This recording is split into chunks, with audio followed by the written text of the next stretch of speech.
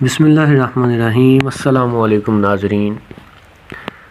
Canada جو کہ Europe کا ایک ملک ہے، اس کی آبادی میں پہلی بار 10 لاکھ لوگوں کا ریکارڈ اضافہ کیا گیا ہے ایک سال میں۔ کینیڈا کی حکومت کے مطابق ملک کی آبادی میں پہلی بار ایک سال میں 10 لاکھ لوگوں کا اضافہ ہوا ہے۔ کینیڈا کے سرکاری اعداد و شمار کے مطابق ملک کی آبادی 3,85,16,000 سے بڑھ کر 3,95,66,000 ہو گئی ہے۔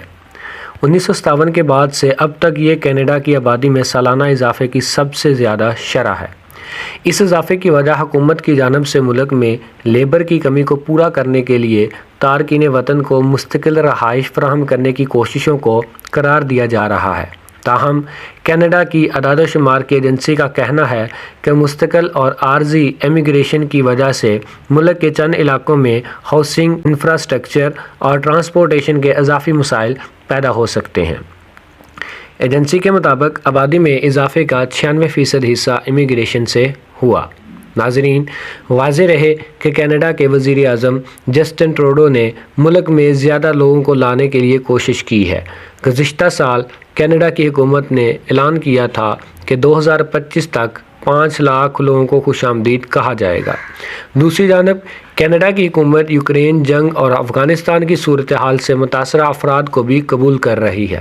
اس کے علاوہ 2023 میں ترکی اور شام میں زلزلے سے متاثرہ افراد کو بھی کینیڈا کی شہریت دی جا رہی ہے۔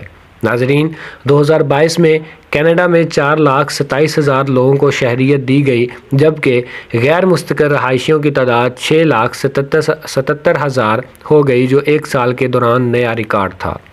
کینیڈا کا کہنا ہے کہ آبادی میں اضافے کا مطلب ہے کہ اب کینیڈا G7 ممالک میں سب سے زیادہ تیزی سے بڑھنے والا ملک ہے۔ ناظرین، حکومت کا کہنا ہے کہ آبادی میں 2.7% سالانہ اضافے کی اس رفتار کو برقرار رکھنے سے ملک کی آبادی 26 سال میں دگنی ہو جائے گی۔ اس بات پہ غور کیا ہے کہ زیادہ تر جو تارکین وطن ہیں وہ کینیڈا کا ہی انتخاب کیوں کر رہے ہیں۔ گزشتہ برس 40,000 تارکین وطن افراد نے پناہ کے لیے کینیڈا کی سرحدوں سے اس کی سرزمین پر قدم رکھا۔ تو آخر ایسی کیا بات ہے کہ زیادہ تر لوگ جو ہے وہ کینیڈا کا ہی انتخاب کر رہے ہیں؟ ان میں سے بعض تارکین وطن اس خیال سے کینیڈا کا رخ کر رہے ہیں کہ کینیڈا کا امریکہ کے مقابلے میں تارکین وطن کے ساتھ رویہ نرم ہے، لیکن کیا کینیڈا اس تارکین وطن افراد کی بڑھتی تعداد سے نمٹ سکتا ہے؟ سردی کے موسم میں راکسم روڈ بہت خاموش اور ٹھنڈی ہوتی ہے۔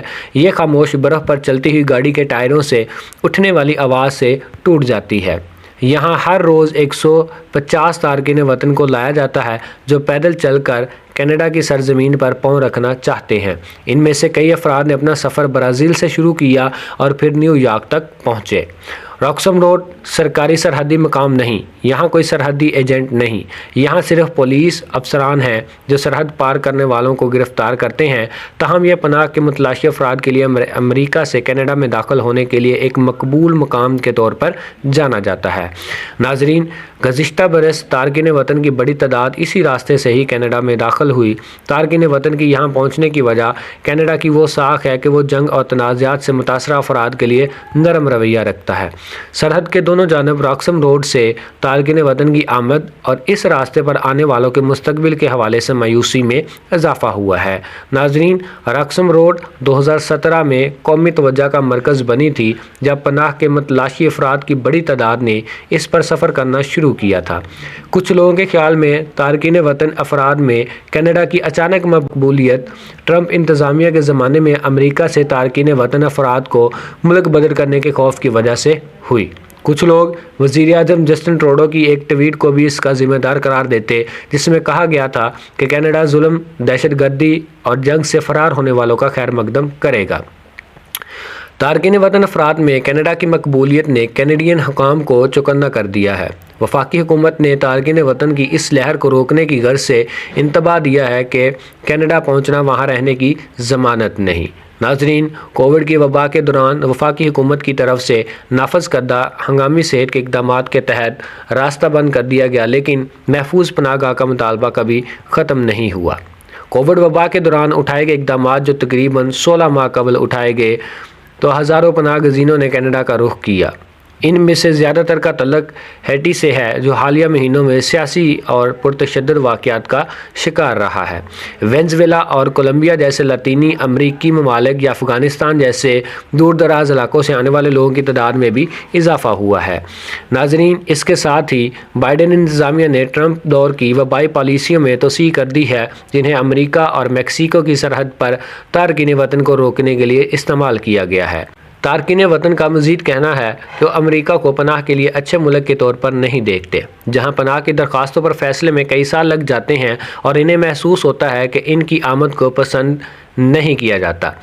وینزویلا کے ایک شہری جوشوا 5 برسوں سے چلی میں جلا وطنی کی زندگی گزار رہے تھے جب انہوں نے کینیڈا جانے کا فیصلہ کیا۔ جوشوا کا کہنا تھا کہ دیگر ممالک غیر قانونی تارکین وطن کے ساتھ اتنے دوستانہ نہیں، لیکن کینیڈا نے ان کا خیر مقدم کیا۔ پناہ گزینوں کی آمد کے پیچھے امریکہ کے ساتھ 20 سال پرانا معاہدہ ہے جس کا نام سیف تھرڈ کنٹری ایگریمنٹ ہے، جس کے تحت تارکین وطن کو پہلے اپنے محفوظ ملک میں پناہ کے لیے درخواست دینا ہوتی ہے۔ اس معاہدے کی روح سے امریکہ سے کینیڈا آنے والے تارکین وطن کو سرحد سے ہی واپس بھیج دیا جائے گا، لیکن راکسم روڈ ایک غیر سرکاری راستہ ہے اور پناہ کے متلاشی اس خامی کو استعمال کرنے کی کوشش کر رہے ہیں۔ کینیڈا کے وزیر اعظم جسٹن ٹروڈو نے راکسم روڈ کی گزرگاہ کو بند کرنے کے مطالبے کو مسترد کرتے ہوئے کہا کہ امریکہ کے ساتھ ہزاروں کلومیٹر طویل سرحد ہے جس کی نگرانی نہیں کی جاتی۔ انہوں نے کہا اس کراسنگ کو بند کرنا بیکار ہوگا اور تارکین وطن خطرناک راستوں کے ذریعے کینیڈا کی سرزمین پر پہنچنے کی کوشش کریں گے۔ ناظرین، وزیر اعظم جسٹن ٹروڈو کی توجہ سیف تھرڈ کنٹری ایگریمنٹ پر نئے سرے سے بات چیت پر مرکوز ہے۔ توقع ہے کہ وہ اس ہفتے کے آخر میں صدر بائیڈن کے کینیڈا کے دورے کے دوران اس مسئلے کو اٹھائیں گے۔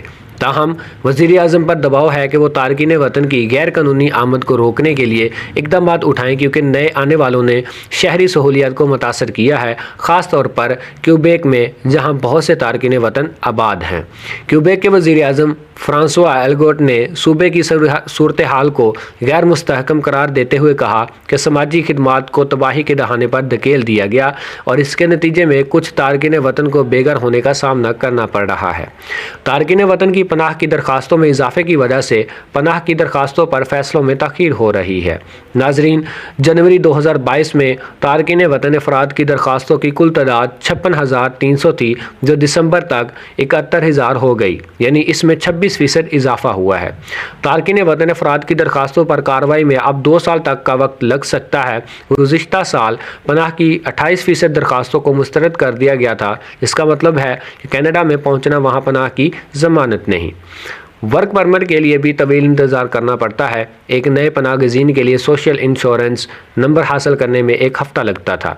ناظرین، امریکی سرحدی ایجنٹوں نے کینیڈا سے واپس آنے والے لوگوں کی تعداد میں اضافہ نوٹ کیا ہے۔ جنوری میں امریکی بارڈر پیٹرول نے شمال سے جنوب کی طرف جانے کی کوشش کرنے والے 367 افراد کو گرفتار کیا تھا، جو گزشتہ 12 سالوں میں اس طرح کی کراسنگ کی مجموعی تعداد سے زیادہ ہے۔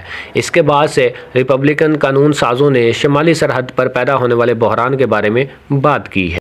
نیو یارک میں ٹیکسی ڈرائیورز ٹیری پرووسٹ اور ٹائلر ٹمینی کا کہنا ہے کہ وہ اکثر لوگوں کو پلیٹسبرگ بس اسٹیشن سے سرحد تک لے جاتے ہیں۔ مسٹر پرووسٹ نے افغانستان سے ایک پناہ گزین کو ٹیکسی سے اتارتے ہوئے کہا، اس آدمی کے پاس پیسے نہیں تھے، یہ ایک موٹل میں مسلسل انتظار کر رہے تھے۔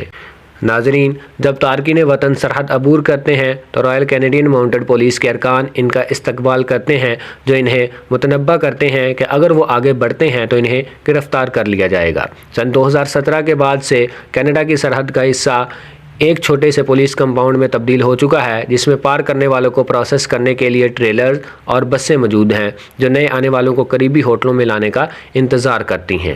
مسٹر پرووسٹ نے کہا کہ انہوں نے لوگوں کو آخری قدم اٹھانے سے پہلے ہچکچاتے ہوئے دیکھا، انہیں یقین نہیں ہوتا کہ ان کے ساتھ کیا ہوگا، تاہم جوشوا جیسے تارکین وطن کے لیے کینیڈا آخری محفوظ جگہ ہے۔